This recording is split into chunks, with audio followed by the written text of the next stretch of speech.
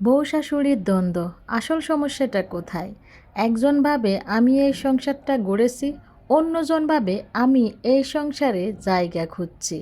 দুজনই ভালো থাকতে চান, কিন্তু তারপরেও কেন এত ভুল বুঝাবুঝি?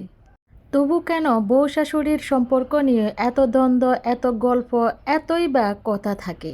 তবু কেন দুজনের সম্পর্কের ভেতরে এত দূরত্ব? চলুন আজকে আমরা শুনি এর ভিতরের কথা। সত্যি কথা বলতে বেশিরভাগ বউ শাশুড়ির দ্বন্দ্ব কিন্তু ঘৃণা থেকে শুরু হয় না, শুরু হয় ভুল বুঝাবুঝি থেকে। একজন মনে করতেছে তার কর্তৃত্ব কমে যাচ্ছে, অন্যজন মনে করতেছে আমাকে ঠিকমতো গ্রহণ করা হচ্ছে না, আমাকে প্রায়োরিটি দেওয়া হচ্ছে না। প্রথমত শুরু হয় অধিকারকে কেন্দ্র করে। একজন মা মনে করে তাকে আমি ছোট থেকে বড় করছি এবং সে মাকে কেন্দ্র করেই বড় হয়েছে। অন্যজন সেই একই মানুষের সাথে জীবন গড়তে এসেছে।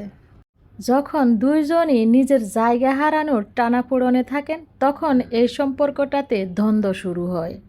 দ্বিতীয়টা হলো অতিরিক্ত প্রত্যাশা। শাশুড়ি ভাবে বউ তাকে নিজের মায়ের মতো সম্মান করবে, আর বউ মনে করে শাশুড়ি তাকে নিজের মেয়ের মতো আদর যত্ন করবে, ভালোবাসবে। কিন্তু বাস্তবতা সবসময় নিজের প্রত্যাশার মতো হয় না, আর সেখান থেকে জন্ম নেয় অভিমান। আর তৃতীয় কারণ হলো যোগাযোগ।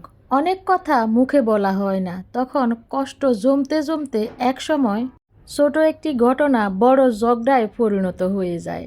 চতুর্থ কারণ হলো তুলনা এবং সমালোচনা।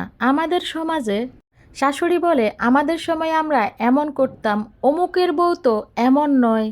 অন্যদিকে বউ মনে করে যে ওনার মেয়েকে এত ভালোবাসে, আমাকে তো অত ভালোবাসে না, অমুকের শাশুড়ি এরকম, আমার শাশুড়ি এরকম কেন? এই ধরনের তুলনা সম্পর্ককে কাছাকাছি আনে না, বরং অনেক দূরে সরিয়ে দেয়। পঞ্চম কারণ হলো সম্মানের ঘাটতি। ভালোবাসা না থাকলেও সম্পর্ক টিকে যেতে পারে, কিন্তু সম্মান না থাকলে কোনো সম্পর্কই টিকে না, বরং ধীরে ধীরে একটু একটু করে ভেঙে যেতে থাকে। একজনের অনুভূতি অন্যজন বুঝতে না চাইলে এক ছাদের তলে থেকেও দূরত্ব তৈরি হয়। মনে রাখবেন, একজন শাশুড়ি কেবল একজন শাশুড়ি নয়, তিনি একজন মা। আর একজন বউ শুধু বউ নয়, তিনি অন্য একজন মানুষের মেয়ে। যখন দুইজনই একে অন্যকে বুঝতে শুরু করেন, তখন সম্পর্কটা বদলাতে শুরু করে। সংসারে জয়ী হওয়ার চাইতে সম্পর্ক বাঁচিয়ে রাখা অনেক বড় সাফল্য। কারণ ভালোবাসা বাড়ে না তর্কে, ভালোবাসা বাড়ে বোঝাপড়ায়। মনে রাখবেন, সম্পর্কের সম্মানই সবথেকে বড় শক্তি।